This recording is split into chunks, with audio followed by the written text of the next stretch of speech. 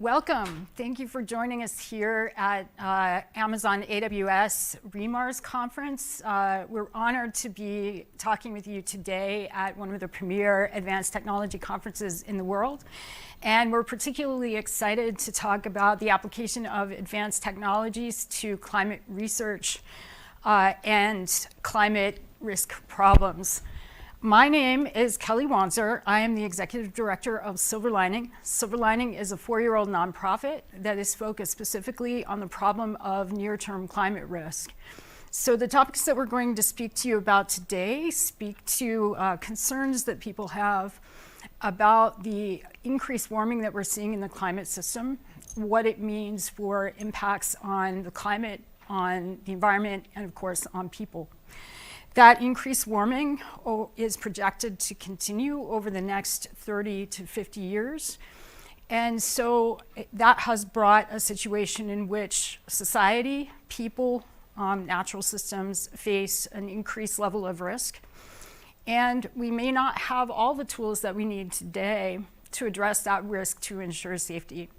Among the problems that we have are the increased impacts that we've seen in the United States and around the world in terms of drought, wildfires, and floods, as well as increased pressure on natural systems that may be reaching points of stress in which they could contribute to accelerated warming more quickly, what we've typically known in the past as tipping points.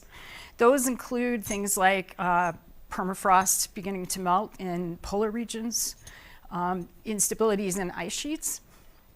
And so the concerns that we see, or one of the concerns that we think about, is what that means in this period of time in which scientists and international climate bodies have projected that the world will continue to warm. What you're seeing here is a chart from the Intergovernmental Panel on Climate Change that shows the projected scenarios for emissions and for warming. And what you can see in that chart is that in every scenario for emissions, the climate system is projected to continue to warm. And so that raises these concerns that the situation we have today will accelerate and get worse. And it's brought scientists and others to the point of thinking about what kinds of options we might have for acting on warming more quickly than the typical portfolio of responses might do. And in particular, in thinking about climate change, emissions reductions acts on the climate system slowly. And so, which is why these curves are projected to rise. And so scientists have begun to look at the question of what might be possibilities for reducing warming in the climate system rapidly.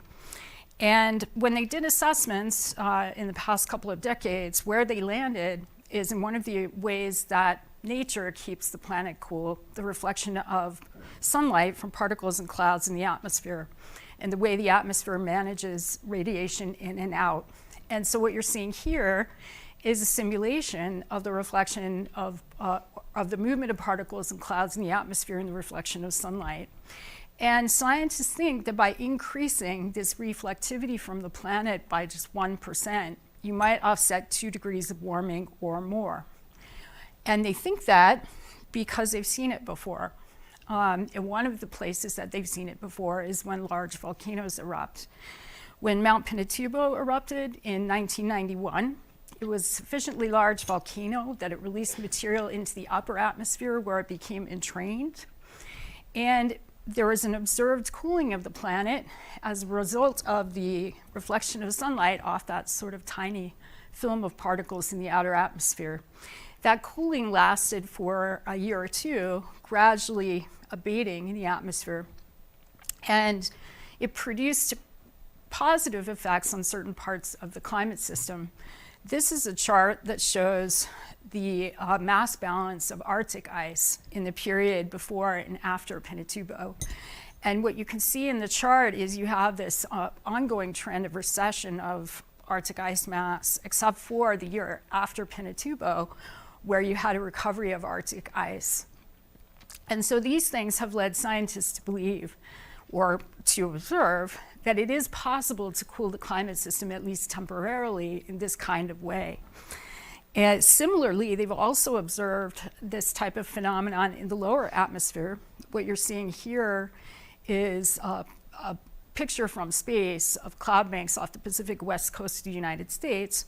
The bright streaks in the clouds are created by the emissions from ships.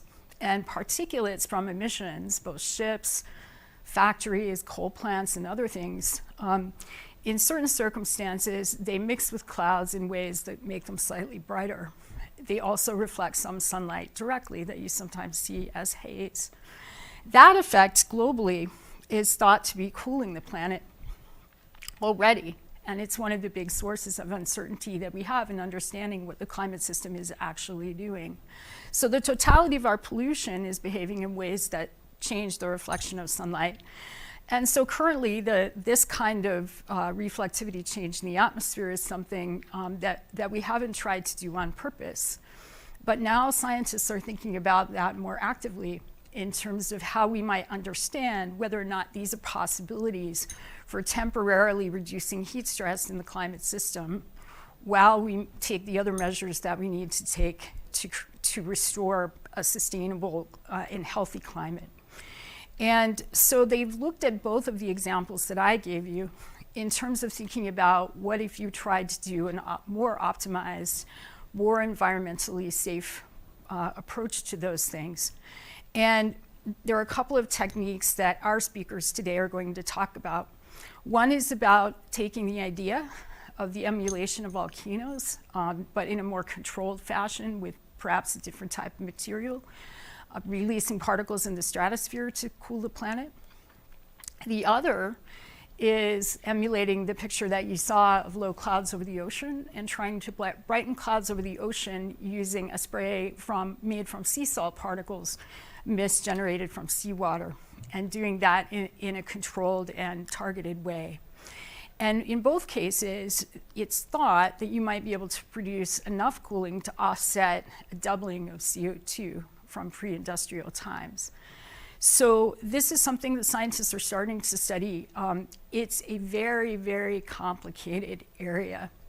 And it's complicated for the same reasons that our ability to predict accurately what the climate system is doing, and particularly how natural systems respond to big changes in the climate, is a really hard problem.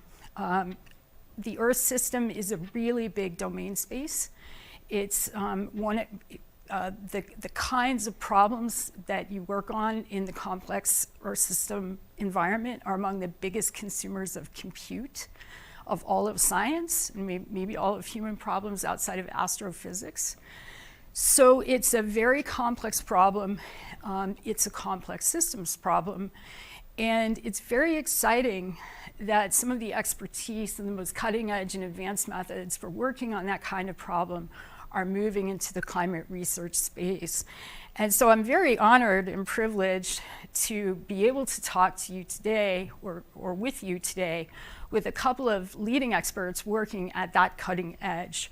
And they and their teams are focused on applying these capabilities to the question of whether or not we can improve our ability to project future climate, and whether or not we can improve our ability to look at how we might respond to that in an accelerated way.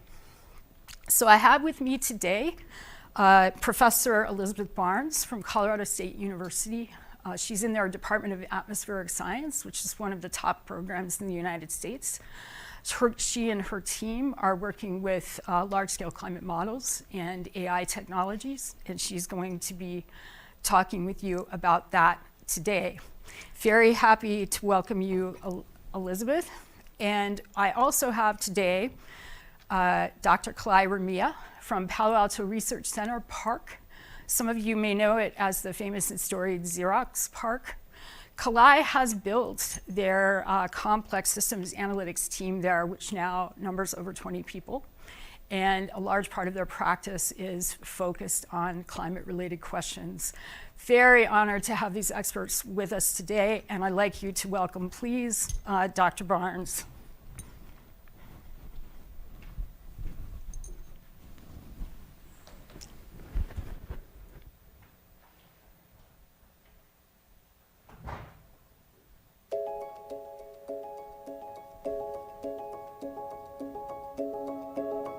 Earth's climate is chaotic and noisy. Finding usable signals amidst all the noise can be challenging, be it predicting if it will rain, knowing which direction a hurricane will go, understanding the implications of melting Arctic ice, or identifying the impacts of human-induced climate warming.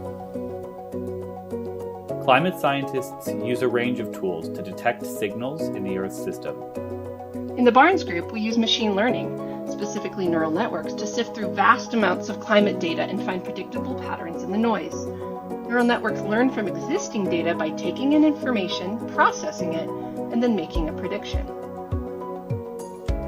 But is the prediction right? How did the network come to its conclusion? We use methods in explainable AI to answer these questions. These methods propagate information backwards through a network, starting with the prediction and deciphering the network's decision-making process along the way. This allows us to not only gauge the trustworthiness of the network's decision, but also uncover predictable climate signals we didn't know were there. That is, we can learn new science. For example, the impacts of climate change can vary from place to place.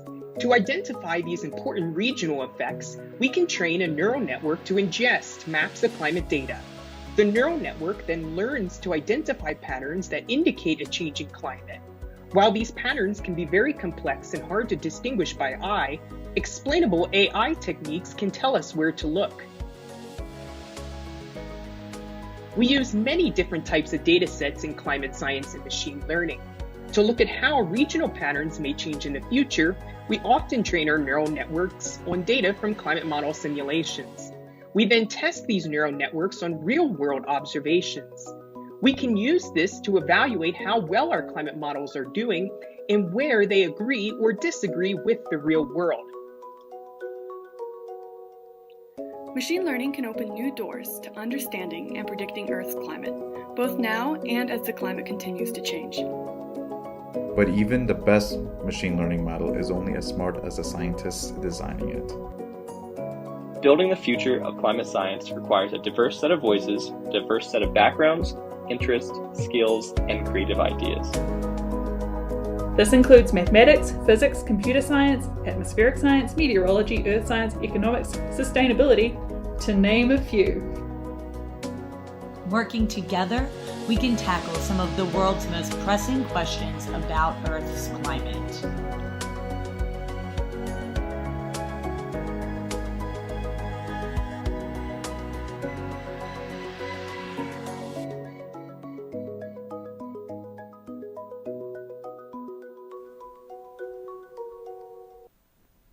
Thank you so much for the invitation to tell you about how we are using explainable AI to do climate science.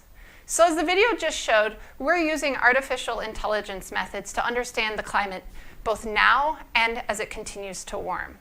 So why do we care about the explainability part? If it works, isn't that good enough? Well, scientists care about explainable AI, or XAI, for a variety of reasons. The first reason is to help us gauge trust in the AI decision-making process. As scientists, we want to know why. Why does the world work the way it does? Or why did the AI come to the conclusion that it did? And these methods really allow us to gauge trust in the system. The second reason we use explainable AI is to fine-tune and optimize the AI algorithms as we are developing them. Sometimes in learning how the AI is coming to the decision that it is, we realize that it's not using all of the information available, and we can readjust the algorithm to do a better job at the task at hand. And finally, the reason that gets me most excited and out of bed in the morning is we can really use explainable AI in new ways to do science in ways we've never done it before. That is, we can learn new science from the decision-making process of the AI algorithm. One particular type of question we're asking, as shown in the video, is how can we detect patterns of forced change? You can think about forced change like human-induced climate change. How can we find signals of the human impacts in the presence of what's known as climate noise or internal variability? Why do we want to detect these changes? Well, we not only want to see if they're happening now, but if we can do that, can we look to the future and actually predict these changes? This is what detecting these patterns of forced change, both now and into the future, is all about. Now, we have a lot of tools in climate science that we use to do this, and one of the major tools we use, as Kelly already mentioned, is climate models. So simulations, our best job at simulating the climate system and the Earth system. So when we talk about what is climate change doing to the Earth, one way we answer that is we run many climate models and we average them all together. And we end up with a map that looks something like this. So this is the well-known pattern of climate change. That is, temperatures getting hotter all over the globe as the climate continues to warm. A few interesting things you might notice here is you might notice that the Arctic, the high northern latitudes, are getting warmer faster than the rest of the globe. And this is a fingerprint of human-induced climate change. Another is you might notice that the land is warming faster than the oceans. And this is yet another fingerprint that we understand quite well. Here's the problem, though. To make this map, we have averaged many simulations over many different years. But the real world, we don't have many different worlds to average together. The real world's not going to look like this. Instead, the real world looks something like this. So these are temperature trends, or temperature anomalies from 2021, just last year. So when we look at this map, how can we tell which, if you will, warming or red spots are climate change and which are just the noise of our one observed Earth? And this is where we're using explainable AI. To go into some details, we actually train a neural network to take in maps from climate models of the climate system, in this case of surface temperature in any given year, and we task the network with predicting what year that map came from. In order to successfully complete this task, the network ends up having to learn regional signals that are reliable indicators of the year. That is, it ends up having to learn patterns of force change amidst all of the climate noise. Now, does it work? Well, I probably wouldn't be here if it didn't, so it does. And the idea here to show that it works is we can plot the actual year of each map versus the predicted year by the neural network. So a perfect prediction lies along that one-to-one line, along the diagonal. All of the colored dots are many different testing climate models and shows that our neural network, after about 1960, 1970 or so, is able to predict the year quite accurately. And it's able to do this because it's identifying force change in the Earth system. We can take this one step further, though, and actually input observations into our trained neural network and ask the network, what year do you think it is? And that's shown here in the white dots. The fact that the white dots lie along the one-to-one line mean that the neural network, the explainable AI method, is learning from climate simulations, and it's learning patterns that are applicable to the real world. Now, you might stop and say, hold on a second. Predicting the year seems pretty silly. We know it's 2022. Why would we need a neural network to tell us the year? This is where explainable AI really comes in. The goal here is not actually to predict the year. Instead, what if we could learn which regions of the globe were most relevant to predicting the year? That is, what if we could start to learn the regional patterns of forced climate change that was learned by the neural network? So we can do this, and once we've trained our neural network, we can use explainable AI methods to propagate that information back to the network, ultimately creating a map of the most relevant regions for the AI's prediction. So in this case, for the year 2015, we see certain regions pop out, like the Southern Ocean, the Northern North Atlantic Ocean, and Southeast Asia. In this way, AI becomes more than just a prediction, because the science is what the AI has learned. We can take this further and say, why 2015? Why not other years? And in fact, we can do this as well and make similar heat maps. In this way, the XAI is helping us identifying these nonlinear, time-evolving regional patterns and indicators of force change. Now, this is all with our climate model output, but once again, we only have our one observed Earth. What does this tell us about the Earth we actually live in? Well, once the neural network has been trained, we can push an observational map through that same neural network and ask the same question. How did the AI know what year it was? And in this case, we can see on the top here, this is the observed temperature deviations for the year 1997. During that year, we had a strong El Nino pattern, which you can see in the tropical Eastern Pacific. The bottom is the regions the AI used to determine the year. And you see that it may not be the hottest regions that are the most reliable, but rather other regions of the globe that are most relevant for the prediction. In this case, once again, pointing out that Southern Ocean signal. So that was about human-induced or forced climate change, but what about the idea of identifying impacts of solar climate intervention, like we've just heard about from Kelly? So this idea of solar climate intervention, or the process of deliberately increasing the reflection of sunlight from the atmosphere. There are multiple ways that this can happen, and today I just want to talk briefly about research into specifically the idea of stratospheric aerosols being put into the stratosphere, so high up into the atmosphere, to reflect sunlight and act to stabilize or cool the planet. Now, simulations of this have already been performed, in part on the AWS systems. In fact, there are two such simulations. One, which is a climate change scenario called SSP-245, that is a world without climate intervention, a world where the globe continues to warm as humans continue to put CO2 up into the atmosphere. The second set of simulations, shown here in black, is a world with solar climate intervention implementation. And as you can see, that warming is relatively stabilized in this set of simulations that were designed to do just that. So how can we use AI to detect the impacts of solar climate intervention in this simulated world?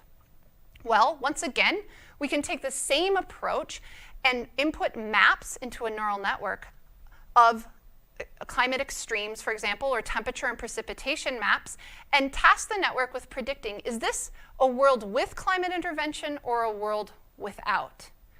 Once the network is able to perform this task, we can then use explainable AI to backpropagate through the network and identify the regions where the impacts of solar climate intervention are most clear.